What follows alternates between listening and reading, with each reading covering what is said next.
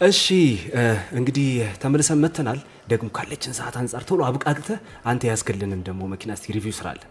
አንድ ማርኬቱን ያስደነገጠ አንድ መኪና አለና በጣም በሚገርም ሁኔታ ቼሪን ማን ያስቀየመው ነው ያልኩት። እንደዚህ አይነት መኪና ሲያምር ቼሪ ፉልዊን ቲ9 የሚባል የ2025 ፕለጊን ሃይብሪድ መኪና ነው። እንግዲህ በጣም ያስገረመኝ ነገር ምንድነው ሳንታፌን መወዳደር የሚችል የኳሊቲ ስታንዳርድ ነው ይዞ የመጣው። ሳንታፌ ፕለጊን ሃይብሪድ የ2025 መወዳደር ይችላል። እንግዲህ እንደምታውቁ ሳንታፌ የ1.6 ቱርቦ ጂዲአይ ኢንጂን ነው። ይሄ በ1.5 ቱርቦ ጂዲአይ ኢንጂን ነው ይዞ የመጣው። ኢንጂናቸው ኦልሞስት ተመሳሳይ ነው ማለት ይቻላል። በ19.4 ኪሎዋት አወር ባትሪ አብሮት ኖሮ ኤሌክትሪኩ ብቻ 120 ኪሎ ሜትር ይሄዳል። ግን ጠቅላላ በኮምፕሬሄንሲቭ ወይም ማለት በፊውል ታንኩና በኤሌክትሪኩ ጠቅላላ 1400 ኪሎ ሜትር መሄድ ይችላል። ዋው አስመራ እንገናኝ። እውነቴን ነው። እኔ ትልቁም የማውቀው 1000 ምናልባት 300 አካባቢ ሰምቻለሁ። የትኛው መኪና ነበር? ሃይብሪድ ላይ አዎ 1300 በሁለቱም ማለት ነው የቢዋይዲ መኪኖች ላይ ሰምቻለሁ። ልክ ነህ። እሺ ሌሎች ስፔሲፊኬሽን ይሄኛው ነገር ግን በጣም እንትን እንዲል የሚያደርገው የኢንቴሪየር ስፔሲፊኬሽን ስፔሻሊ ኮላብ ያደረጉት የስፒከር ካምፓኒም የሳውንድ ሲስተሙን ስፔሻል አድርጎታል። ይሄንን እያልኩ ያለሁት እኔ ፕራክቲካሊ መኪናውን ቴስት ስላደረኩት። ኦኬ መቼ ነው የገባው? ያለፈው ሳምንት ነው እዚህ ሀገር የገባው። ገና ለማርኬትም በግልጽ የወጣው ገና በዚህ ሳምንት መጀመሪያ ነው። ይሄ ተሽከርካሪ የፊት ወንበሩን ብቻ አጥፈኸው 2 ሜትር አልጋ ማግኘት ትችላለህ። ኢንቴሪየር ስፋቱን ገምቱት። እንግዲህ ኮንዶሚኒየም ሊቀር ነው ማለት ለዛ ተብሎ ነው የተሰራው። ይሄ የኮፓይለት ወንበር ወይም ደግሞ ከሹፌሩ አጠገብ ያለው ወንበር ወደ አልጋ መቀየር ይችላል። ሌሎች የኮምፈርት ፊቸሮችን ከጠቀስን ላንችል ነው። ሰስፔንሽን ሴታፑን በማክፈርሰን ስትረት በደብል ዊሽ ቦን ሆኖ ፍሮንትም ሬር ሰስፔንሽንም ነው። አብዛኛው ኮምፈርት ለሬር ሰስፔንሽን ነው ቅድሚያ የሚሰጠው። ይሄ ሬርም ፍሮንትም ሰስፔንሽን ማክፈርሰን ስትረት በደብል ዊሽ ቦን ነው። ይሄ ሲሆን ግን ያው ከመሬት ያለው ክሊራንሱ ላይ በጣም ከፍ ያለ ነው። የሚገርም ነገር ስንት ነው? ከሳንታፌ ጋር እኩል የሚሆን ነው። ሳንታፌ ፕለጊን ሃይብሪድ ጋር እኩል ነው። ወደ 200 ምናምን 200 ሚሊ ሜትር በላይ ነው የሚሆነው። ኤግዛክትሊ። የባትሪ ፓኩ ደግሞ ከሻንሲው ተነጥሎ ወደ መሬት የወረደም አይደለም ይሄ ሲሆን። ኦኬ ስለዚህ ፍሬሙ እንደ አዲስ ነው ሪቢልድ የተደረገው። ከሌላ የ2024 ወይም 2023 ፍሬም ወስዶ አይደለም ባትሪ ፓኩን ላዩ ላይ የለጠፉት። ለባትሪ ፓኩ ስፔሻል ፍሬም ተሰርቶለታል። እንደዛም ሆኖ ደግሞ ሄድሩም፣ ሾልደር ሩም፣ ሌግ ሩም የምትላቸው ነገሮች በጣም ሰፊ ነው እና ኢንቴሪየሩንም እያየሁት ነበረ።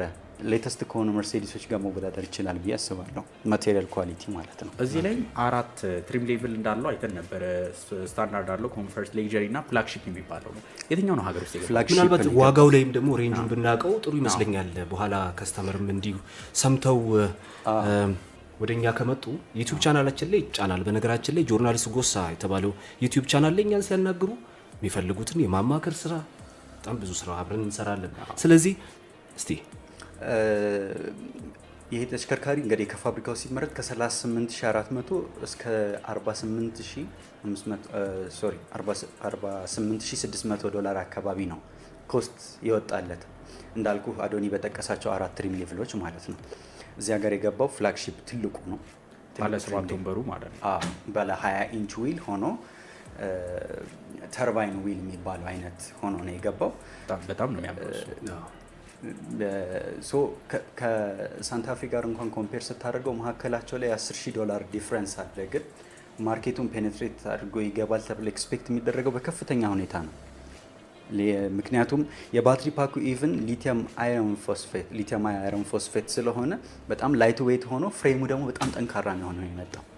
ኦኬ እዚህ ላይ ደግሞ እዚሁ ላይ እንዳለን መኪናው በነዳጅ ብቻ በምናሽከረክርበት ጊዜ የመኪናው የነዳጅ አጠቃቀም በጣም ጥሩ የሚባል ነው። ከ18 እስከ 19 ኪሎ ሜትር በሊትር ይላል። ይሄ እንግዲህ በኤስዩቪ ተሽከርካሪ እንግዲህ በጣም ጥሩ የሚባል ነው። እስከ 1400 ኪሎ ሜትርም በኤሌክትሪክ ኃይል ብቻም እስከ 120 ኪሎ ሜትር መሄድ ይችላል። ያ መሆኑ ነው እንግዲህ በጣም ኢፊሸንት ሌክዠሪ።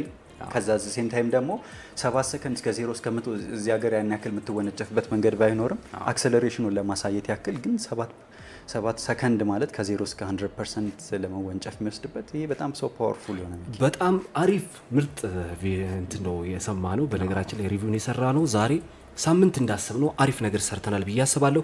ስፖንሰራችን አብርሃም ስዩም እጅግ አድርገን እናመሰግናለን። አብራችሁን ስለሆናችሁ እጅግ አድርገን እናመሰግናለን። ያው ሰዓታችን ስለደረሰ ብዬ ነው። የሚቀጥለው ሳምንት እንገናኛለን። አድማጮቻችን አዶኒ ምን ይዘልናል?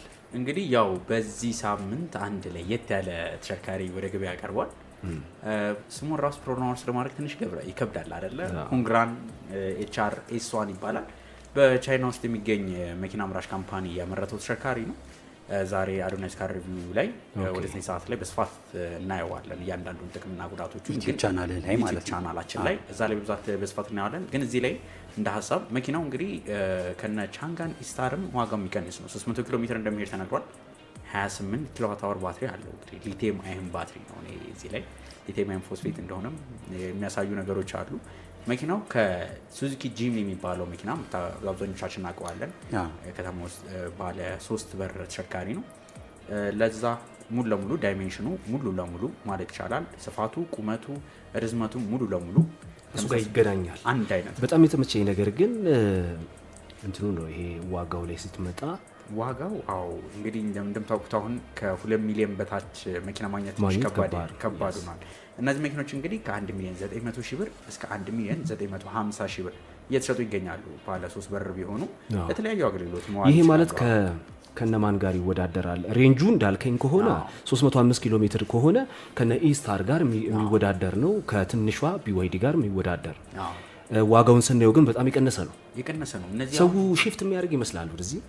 አሁን እንግዲህ ያው የኢትዮጵያ ኤሌክትሪክ መኪና ገበያን ሰው እያየው ሲሄድ ነው እንጂ ወዲያው እንደመጣ ለመገመት ትንሽ ይከብዳል። ያው ግን ምንም ቢሆን የቻንጋን ኢስታር አፍቃሪዎች ልክ 2 ሚሊዮን ጠርዝ ላይ ቆመው ቻንጋን ኢስታርን ቻው ቻው እንወድሻለን እያሏት ከኋላ መጥቶ ይሄ መኪናን ያጽናናቸው።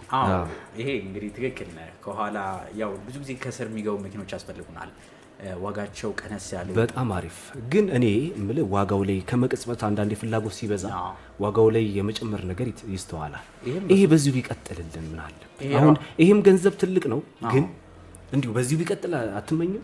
እንመኘዋለን። ነገር ግን መኪናው ከገባ ገና 4 ቀናት 5 ቀናት ቢሆኑት ነው መኪናው ገበያ ላይ ቀረበ። ሰምተውት ላያውቁም ይችላሉ።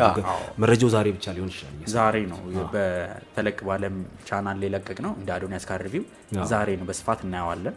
ምን ጥቅምና ምክንያቱም ለሁሉም አገልግሎት ይሆናል ማለት አይደለም። ኤሌክትሪክ መኪና ለሁሉም አገልግሎት የምንጠቀምባቸው ቦታዎች መለየት አለብን። ለምን አይነት አገልግሎት ይሆናል ለምን የሚለውን እሱን በስፋት እዛ ላይ አይተነዋል። እነዚህ መኪኖች ግን ያው ከስር እየገቡ ተሽከርካሪዎች ናቸው። ይሄ መሆኑ ጥቅም አለው። ምክንያቱም ከላይ ያሉት እየጨመሩ ሴጉር እየጨመሩ ነው፣ ኢስታር እየጨመረ ነው። ሌሎቹ ከስር ግዴታ ያንን ያህል ለመግዛት ግዴታ ባንክ ብድር ውስጥ ገብቶ መግዛት የለበትም። እንደዚህ ከስር ቀነስ ያሉትን እየተጠቀምን በኋላ ላይ ሸጠን ደግሞ ጨምረን መግዛት እንችላለን።